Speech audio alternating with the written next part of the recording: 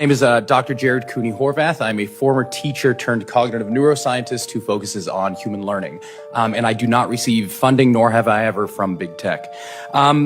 So a sad fact our generation has to face is this.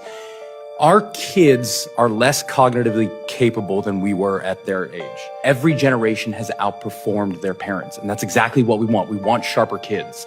And the reason for this largely has been school. Each generation spends more time in school. We use school to develop our cognition until Gen Z. Gen Z is the first generation in modern history to underperform us on basically every cognitive measure we have, from basic attention to memory to literacy to numeracy to executive functioning to even general IQ, even though they go to more school than we did. So why? What happened? What happened around 2010 that decoupled schooling from cognitive development? It can't be school. Schools basically look the same. It can't be biology. This hasn't had enough time to change. The answer appears to be the tools we are using within schools to drive that learning.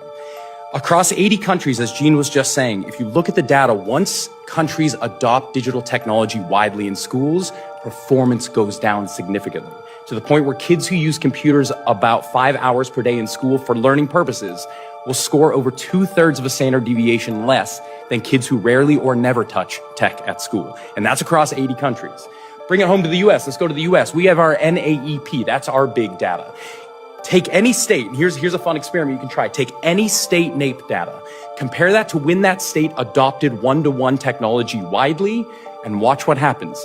The NAEP data will plateau and then start to drop. Of course, this is all correlative. What we really want is causative. To get causation, what you need is academic research, and you need mechanisms, explanations for why we're seeing what we're seeing. Luckily, we have academic research stretching back to 1962 that shows the exact same story for 60 years. When tech enters education, learning goes down. In fact, because what do kids do on computers? They skim. So rather than determining what do we want our children to do and gearing education towards that, we are redefining education to better suit the tool. That's not progress, that is surrender.